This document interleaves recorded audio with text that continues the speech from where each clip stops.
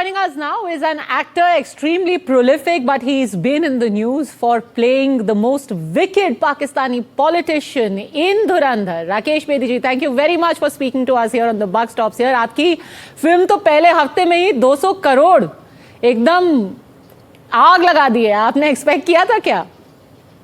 नहीं, बिल्कुल नहीं. ये तो एक ड्रीम रन चल रहा है मेरी लाइफ में. और किसी भी मेरी क्या मतलब किसी भी फिल्म वाले आदमी के लिए, भले ही वो डायरेक्टर हो, राइटर हो, एक्टर हो, इस तरह का रिएक्शन कहाँ मिलता है. बहुत पूरी लाइफ टाइम लग जाती है एक ऐसी फिल्म बनने में, बनाने में, और ऐसा रिस्पॉन्स मिलने में ऑडियंस से बहुत रेयर है. लेकिन इसी के लिए सब जीते हैं. नहीं, और rare it's really unimaginable. Rare तो है कि इट्स ओनली बिन 1 वीक, पर उसको लेकर के जितनी बात हो रही है उतनी ही कंट्रोवर्सी हो रही है. जब आप ये टर्म सुनते हैं, मैं 3 टर्म्स आपको सुनाना चाहती हूँ. पुरुषवाद, इस्लामोफोबिया, मुस्लिम विरोधी, और मजॉरिटेरियनिज्म, बहुसंख्यकवादी. क्या कहेंगे आप इनको? देखिए, मैं ये जो आपने वर्ड्स बोले ना, मेरे सर के ऊपर से निकल गए. मैं एक एक्टर हूं, मुझे एक रोल दिया गया, मैंने उसको अपनी क्षमता के हिसाब से निभाया. I can only say that. किसको क्या लग रहा है, क्या नहीं लग रहा, वो मेरा कॉल नहीं है. मेरा कॉल सिर्फ ये है कि मुझे एक अच्छी फिल्म का हिस्सा बनाया गया और मैंने अपना काम अपनी ईमानदारी से निभाया. I am happy with that. अब इसको बात तो वही है, कुछ तो लोग कहेंगे, लोगों का काम है कहना, तो आप कुछ भी करिए.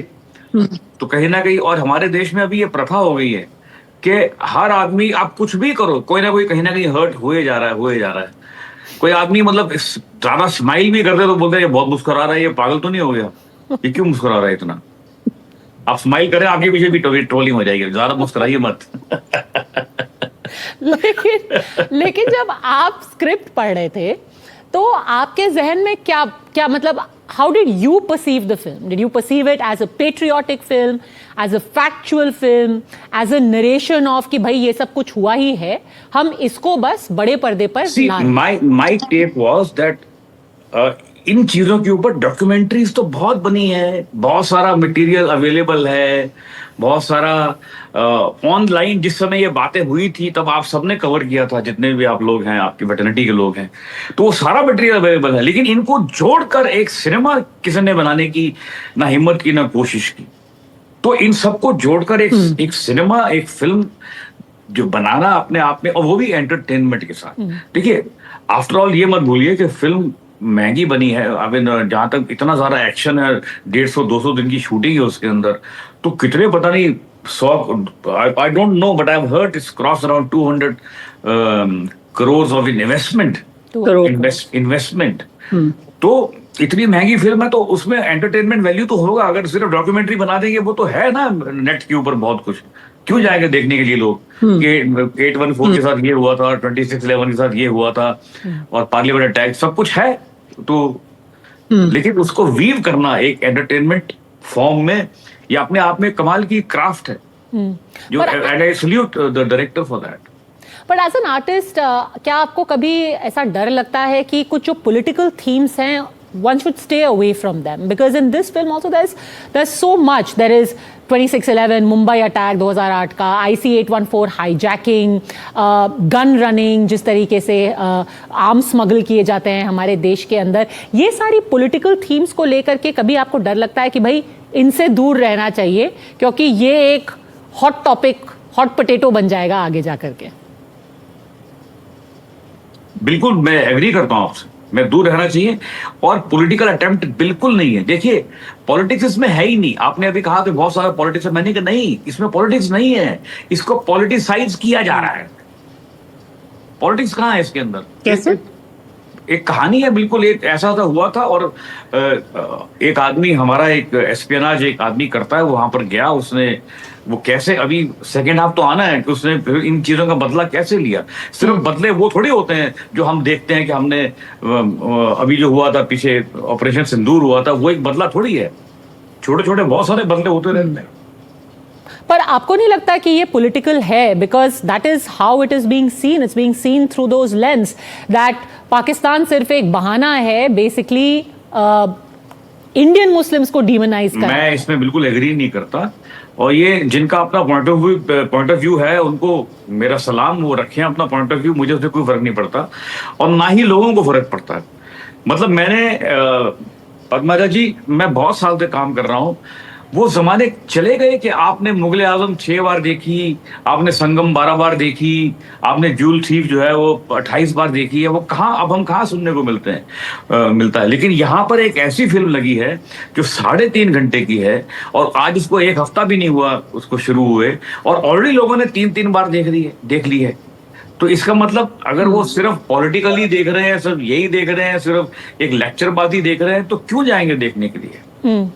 बट आपको थोड़ा सा कहीं ये तो डर नहीं था कि भाई मैं पाकिस्तानी आदमी प्ले कर रहा हूँ, कहीं इसी को लेके कुछ लोग मेरे पीछे ना पड़ जाएं कि भाई हिंदुस्तानी होके तुम पाकिस्तानी पॉलिटिशियन का रोल क्यों अदा कर रहे हो?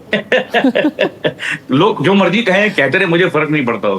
मुझे इतना पता है कि मैंने जो कुछ किया है उसको मैंने बहुत मेहनत से किया है, मैंने उसको कंसीव किया और डायरेक्टर ने मुझे गाइड किया, हम दोनों ने मिलकर उसको एग्जीक्यूट किया, और मुझे कोई फर्क नहीं पड़ता लोग मुझे क्या कहेंगे क्या नहीं कहेंगे। बल्कि मैं आपको बताऊं, मेरे पास तो ऐसे वीडियो आ रहे हैं, मैं सॉरी अपने मुंह से कह रहा हूं और मेरा पर्पस नहीं है, कि राकेश बेदी को इस परफॉर्मेंस के लिए ऑस्कर मिलना चाहिए।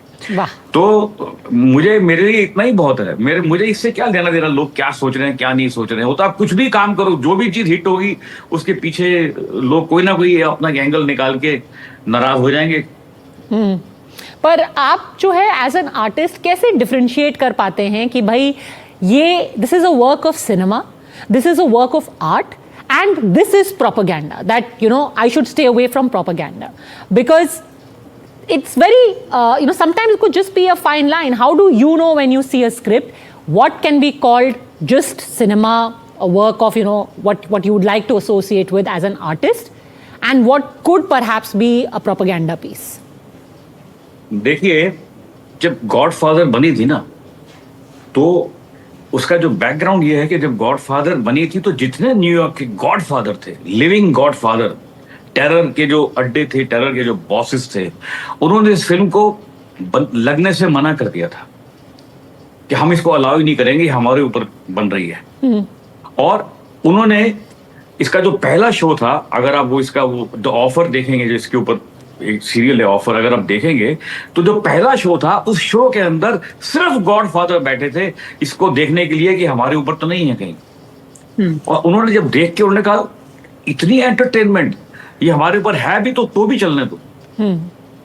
और and then the film did wonders and still doing wonders, after maybe 25-30 years also, 40 years also, it doesn't stop anywhere.